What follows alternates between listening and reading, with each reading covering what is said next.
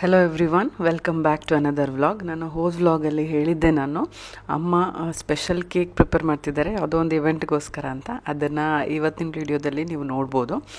ಮೊದಲಿಗೆ ಅಮ್ಮ 2 ಕಪ್ ರವೆನ ಪೌಡ್ರ್ ಮಾಡ್ತಾಯಿದ್ದಾರೆ. ಇದು ಚಿರೋಟಿ ರವೆ ಅಲ್ಲ, ಮಾಮೂಲಿ ಸೂಜಿ ರವೆ ಅಂತ ಬರುತ್ತಲ್ಲ ಅದನ್ನು ತುಂಬ ಪೌಡ್ರ್ ಆಗೋವರೆಗೂ ಏನು ಮಾಡಬೇಕಾಗಿಲ್ಲ. ಇನ್ನೂ ಒಂದು ಸ್ವಲ್ಪ ಚಿಕ್ಕದಾಗಬೇಕಷ್ಟೇ ರವೆ, ಅಷ್ಟು ಆಗೋವರೆಗೂ ಪೌಡ್ರ್ ಮಾಡ್ತಿದ್ದಾರೆ. ಅದಕ್ಕೂ ಮುಂಚೆ ಏನೇನು ಪ್ರಿಪ್ರೇಷನ್ಗೆ ಇಟ್ಕೊಂಡಿದ್ದಾರೆ ಅಂದರೆ, ಒಂದು ಮಿಕ್ಸಿಂಗ್ ಬೌಲು ಮತ್ತು ಡ್ರೈ ನಟ್ಸ್ನ ಕಟ್ ಮಾಡಿ ಇಟ್ಕೊಂಡಿದ್ದಾರೆ. ಹಾಗೆ ಕುಕ್ಕಿಂಗ್ ಆಯಿಲ್ನ ಇಟ್ಕೊಂಡಿದ್ದಾರೆ. ಏನು ಸ್ಮೆಲ್ ಬರ್ದಿರೋ ಅಂಥ ಆಯಿಲ್ನ ತೊಗೋಬೇಕಾಗುತ್ತೆ. ಹಾಗೆ ಹಾಲನ್ನು ತಣ್ಣಗೆ ಮಾಡಿ ಇಟ್ಕೊಂಡಿದ್ದಾರೆ ರೂಮ್ ಟೆಂಪ್ರೇಚರ್ಗೆ. ಹಾಗೆ ಒಂದು ಲೋಟ ಸಕ್ಕರೆ ಇಟ್ಕೊಂಡಿದ್ದಾರೆ. ಹಾಗೆ ಟಿನ್ನ ಎಲ್ಲ ಸೆಟ್ ಮಾಡಿ ರೆಡಿ ಮಾಡಿ ಇಟ್ಕೊಂಡಿದ್ದಾರೆ. ಪೇಪರೆಲ್ಲ ಕಟ್ ಮಾಡಿಕೊಂಡು ಬಟರ್ ಪೇಪರ್ನ. ಹಾಗೆಯೇ 2 ಕುಕ್ಕರ್ ಅಥವಾ ಯಾವುದಾದ್ರೂ 2 ಪಾತ್ರೆನ ಕಾಯಿಸೋಕ್ಕಿಟ್ಟಿದ್ದಾರೆ. ಓವನ್ ಸೆಟಪ್, ಅದು ಸ್ಟವ್ ಮೇಲೆ ಮಾಡ್ತಿರೋದು ಈ ಕೇಕ್ನ. ಈಗ ನೋಡಿ, ಇದು ಚೆನ್ನಾಗಿ ಪೌಡರ್ ಆಗಿದೆ. ತುಂಬ ಈ ಅಕ್ಕಿ ಹಿಟ್ಟು ಮೈದಾ ಹಿಟ್ಟಷ್ಟು ನೈಸ್ ಆಗಿಲ್ಲ. ಇದು ಒಂಥರ ಕೈಗೆ ಟೆಕ್ಸ್ಚರ್ ಥರ ಸಿಗುತ್ತೆ. ಈಗ ಇದಕ್ಕೆ 1 ಕಪ್ಪಷ್ಟು ಸಕ್ಕರೆನ ಪೌಡ್ರ್ ಮಾಡ್ತಿದ್ದಾರೆ. ಯಾವ ಕಪ್ಪಲ್ಲಿ ನೀವು ಮೆಷರ್ಮೆಂಟ್ ತೊಗೊತಿರೋ ಪ್ರತಿಯೊಂದೂ ಅದರಲ್ಲೇ ಮೆಷರ್ ಮಾಡಬೇಕಾಗುತ್ತೆ. ನಿಮ್ಮ ಹತ್ರ ಮೆಷರಿಂಗ್ ಕಪ್ಪು, ಮೆಷರಿಂಗ್ ಸ್ಪೂನ್ಸು ಇಲ್ಲ ಅಂದರೆ ಯಾವುದಾದ್ರೂ ಒಂದು ಲೋಟ ಅಥವಾ ಬೌಲ್ನ ತೊಗೊಂಡು ಮೆಷರ್ ಮಾಡ್ಕೋಬೋದು.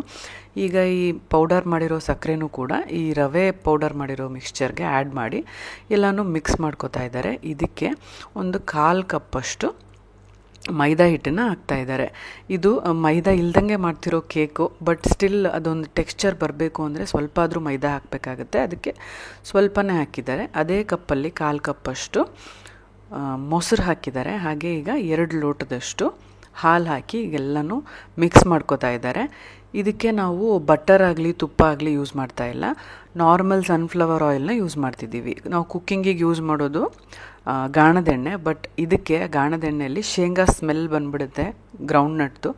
ಸೊ ಏನು ಸ್ಮೆಲ್ ಬರಬಾರ್ದು ಅನ್ನೋ ಕಾರಣದಿಂದ ಈಗ ಇದಕ್ಕೆ ನಾವು ಮಾಮೂಲಿ ಸನ್ಫ್ಲವರ್ ಆಯಿಲ್ ಹಾಕಿ ಮಿಕ್ಸ್ ಮಾಡಿ ಇಟ್ಕೊಂಡಿದ್ದಾರೆ. ಈಗ ಮಿಕ್ಸ್ ಮಾಡಿರೋ ಮಿಕ್ಸ್ಚರು ಒಂದು 10 ಮಿನಿಟ್ಸ್ ಹಾಗೆ ಸೆಟ್ ಆಗಬೇಕು. ಆ ಟೈಮಲ್ಲಿ ಅಮ್ಮ ಕೇಕ್ ಮೌಲ್ಡ್ಸಿಗೆಲ್ಲ ಆಯಿಲ್ನ ಅಪ್ಲೈ ಮಾಡಿ ಅದಕ್ಕೆ ಬಟರ್ ಪೇಪರ್ನ ಫಿಕ್ಸ್ ಮಾಡಿ ಇಟ್ಕೋತಿದ್ದಾರೆ. ಬಟರ್ ಪೇಪರ್ ಹಾಕಿದ್ಮೇಲೂ ಕೂಡ ಅದ್ರ ಮೇಲೂ ಸ್ವಲ್ಪ ಆಯಿಲ್ನ ಅಪ್ಲೈ ಮಾಡ್ತಿದ್ದಾರೆ. ಇವತ್ತು 2 ಟಿನ್ನಲ್ಲಿ ಮಾಡ್ತಿದ್ದಾರೆ, ಡಬಲ್ ಡೆಕರ್ ಕೇಕ್ ಮಾಡೋದಕ್ಕೋಸ್ಕರ. ಇನ್ನೊಂದು 1/4 ಕಪ್ಪಷ್ಟು ಹಾಲನ್ನ ತೊಗೊಂಡಿದ್ದಾರೆ. ಹಾಗೆ 1 ಟೇಬಲ್ ಸ್ಪೂನಷ್ಟು ಬೇಕಿಂಗ್ ಸೋಡಾ ಮತ್ತು 1 ಟೇಬಲ್ ಸ್ಪೂನಷ್ಟು ಬೇಕಿಂಗ್ ಪೌಡರ್ ಮತ್ತು 1 ಚಿಟಿಕೆಯಷ್ಟು ಬೇಕಿಂಗ್ ಸೋಡಾನ ಹಾಕಿದ್ದಾರೆ. ಹಾಗೆಯೇ ಆ 1/4 ಕಪ್ ಹಾಲೇನಿತ್ತು ಅದನ್ನು ಕೂಡ ಹಾಕಿ ಮಿಕ್ಸ್ ಮಾಡಿದ್ದಾರೆ.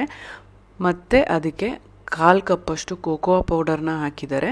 ಮತ್ತು 1 ಟೇಬಲ್ ಸ್ಪೂನಷ್ಟು ಇನ್ಸ್ಟೆಂಟ್ ಕಾಫಿ ಪೌಡರ್ನ ನೀರಲ್ಲಿ ಮಿಕ್ಸ್ ಮಾಡಿಟ್ಟಿದ್ರು, ಒಂದು ಸ್ವಲ್ಪ ನೀರಲ್ಲಿ ಕರಗೋ ಅಷ್ಟು.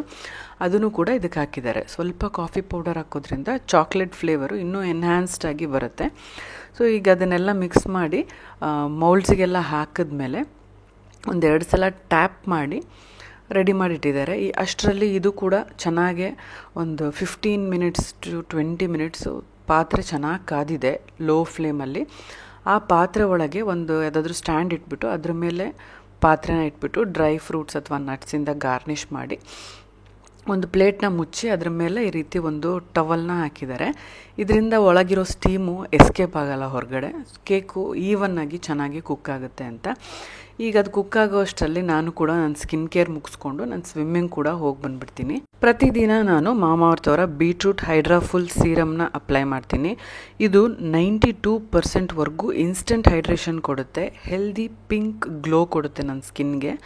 ಇದರಲ್ಲಿ ಗುಡ್ನೆಸ್ ಆಫ್ ಬೀಟ್ರೂಟ್ ಮತ್ತು ಹೈರಾಲಾನಿಕ್ ಆ್ಯಸಿಡ್ ಇದೆ. ಇದು ತುಂಬ ಲೈಟ್ ವೆಯ್ಟ್ ಆಗಿದೆ, ಹಾಗೆ ನಾನ್ ಸ್ಟಿಕ್ಕಿ ಫಾರ್ಮುಲಾ ಆಗಿದೆ. ಇದರಲ್ಲಿರೋ ಕೀ ಇಂಗ್ರೀಡಿಯೆಂಟ್ಸ್ ಆಗಿರೋಂಥ ಬೀಟ್ರೂಟು ನಮಗೆ ಪಿಂಕ್ ಕಲರ್ ನ್ಯಾಚುರಲ್ ಗ್ಲೋ ಕೊಟ್ಟರೆ, ಹೈಲಾಲಾನಿಕ್ ಆ್ಯಸಿಡ್ಡು ಸ್ಕಿನ್ನನ್ನು ಹೈಡ್ರೇಟ್ ಮಾಡುತ್ತೆ.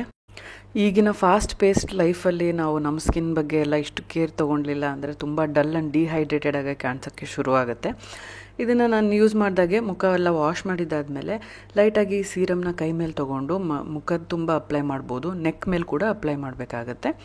ಹಾಗೆ ಇದಕ್ಕೆ ಬೆಸ್ಟ್ ರಿಸಲ್ಟ್ಸ್ ಬರಬೇಕು ಅಂತ ಅಂದರೆ ನಾನು ಬೀಟ್ರೂಟ್ ಹೈಡ್ರಾಫುಲ್ ಸನ್ಸ್ಕ್ರೀನ್ನ ಕೂಡ ಅಪ್ಲೈ ಮಾಡ್ತೀನಿ. ಸಮ್ಮರಲ್ಲಿ ಹೊರಗಡೆ ಹೋಗೋದಾಗಲಿ ಮನೆಯಲ್ಲೇ ಇದ್ದರೆ ಆಗಲಿ ಸನ್ಸ್ಕ್ರೀನ್ ತುಂಬ ಇಂಪಾರ್ಟೆಂಟ್ ಆಗುತ್ತೆ.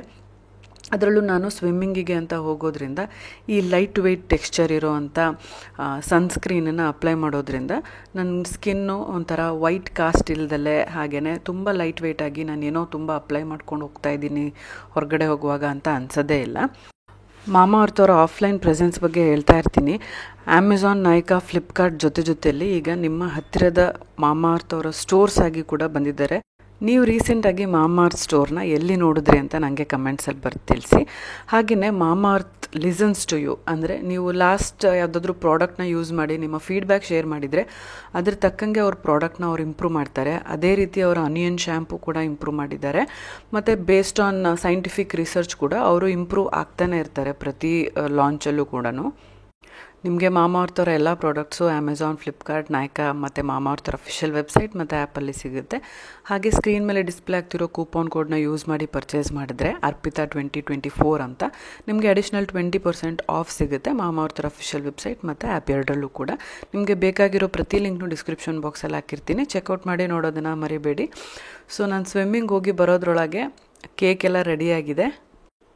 ಇದೇ ರೀತಿ ನೀವು ವೆನಿಲಾ ಕೇಕ್, ಮ್ಯಾಂಗೋ ಕೇಕ್, ಬೇರೆ ಬೇರೆ ಕೇಕ್ ಮಾಡ್ಬೋದು. ನಿಮ್ಮ ಮನೇಲಿ OTG ಅಥವಾ ಮೈಕ್ರೋವೇವ್ ಇರಲೇಬೇಕು ಅಂತ ಏನಿಲ್ಲ. ಆ್ಯಂಡ್ ಮೈಕ್ರೋವೇವಲ್ಲಿ ಮಾಡಿದ ಕೇಕು ಇಷ್ಟು ಚೆನ್ನಾಗಿ ಕೂಡ ಆಗೋದಿಲ್ಲ. ಹಾಗೆಯೇ ಬೇಕ್ರಿಯಿಂದ ತಂದಿದ್ದ ಕೇಕಲ್ಲಿ ಏನೇನು ಹಾಕಿರ್ತಾರೋ ಏನೋ ಅನ್ನೋದೊಂದು ಟೆನ್ಷನ್ ಇರುತ್ತೆ. ಇದಾದರೆ ನಮ್ಗೆ ಗೊತ್ತಿರೋಂಥ ಇಂಗ್ರೀಡಿಯೆಂಟ್ಸ್ನೇ ನಾವು ಹಾಕಿದ್ದೀವಿ ಅಂತ ಒಂದು ಧೈರ್ಯ ಇರುತ್ತೆ. ಸೊ ಕೇಕೆಲ್ಲ ರೆಡಿಯಾಗಿದ್ದಾದಮೇಲೆ ಅಣ್ಣ ದಿಯಾ ಫ್ರೆಂಡ್ಸ್ ಎಲ್ಲ ಬರ್ತಾ ಇದ್ದಾರೆ. ಅದಕ್ಕೂ ಮುಂಚೆ ಒಂಚೂರು ಬಲೂನ್ಸಿಂದ ಡೆಕೋರೇಟ್ ಮಾಡ್ತಾ ಇದ್ದಾರೆ.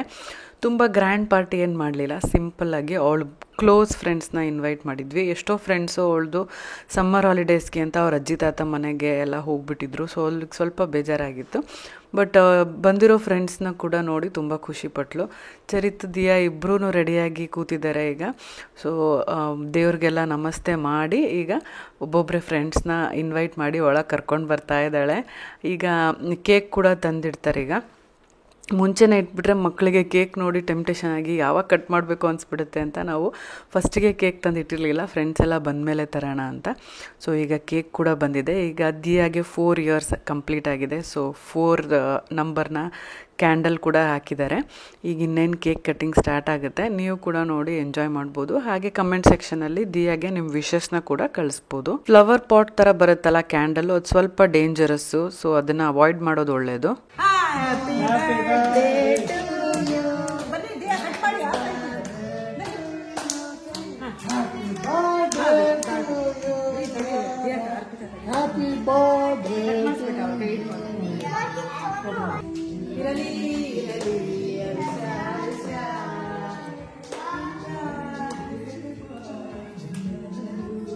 Happy birthday to you. Happy birthday to you. Happy birthday to you, Diara. Happy birthday to you. Actually Diya birthday celebration already ಒಂದು ರೌಂಡು ದಾವಣಗೆರೆಯಲ್ಲಿ ಆಗಿತ್ತು. ಇದು ಸೆಕೆಂಡ್ ರೌಂಡು. ಅವಳು ಇಲ್ಲಿ ಲೋಕಲ್ ಫ್ರೆಂಡ್ಸ್ ಜೊತೆಗೆ ಇನ್ನೊಂದು ಸಲ ಸೆಲೆಬ್ರೇಟ್ ಮಾಡ್ತಿರೋದು.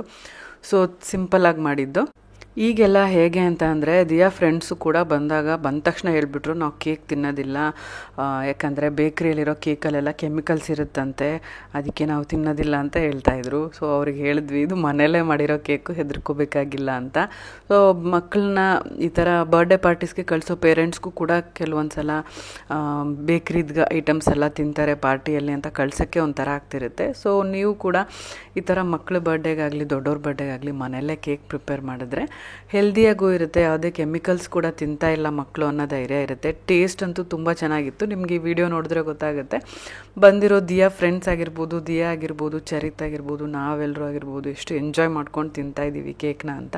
ತುಂಬ ಅಂದರೆ ತುಂಬ ಟೇಸ್ಟಿಯಾಗಿತ್ತು. ಕೆಳಗೆ ಕುತ್ಕೊತೀರಾ? ಹಾಂ, ಕೆಳಗೆ ಕುತ್ಕೊಂಡ್ಬಿಡಿ ಬೆಸ್ಟ್.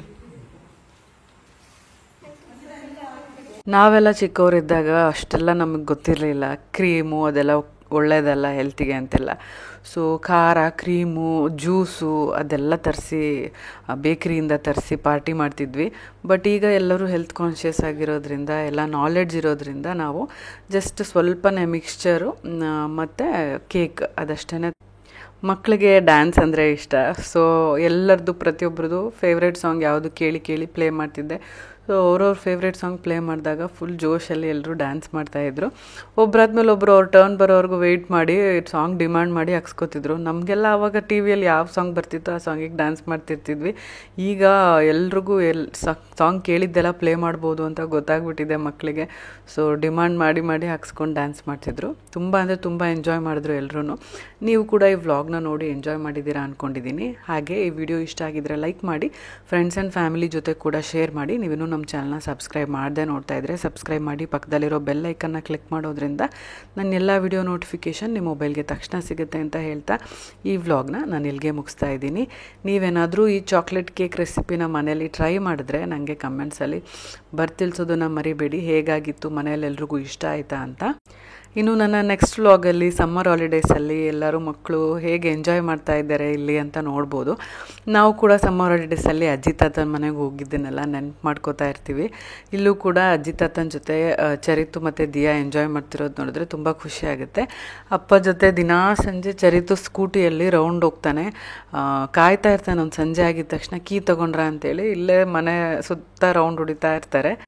ಅದನ್ನು ಕೂಡ ನಿಮಗೆ ತೋರಿಸ್ತಾ ಇದ್ದೀನಿ ನೋಡಿ. ಇದೊಂಥರ ಡೈಲಿ ರುಟೀನ್ ಆಗಿ ಹೋಗ್ಬಿಟ್ಟಿದೆ ಚರಿತದ್ದು ಮತ್ತು ಅವ್ರ ತಾತಂದು.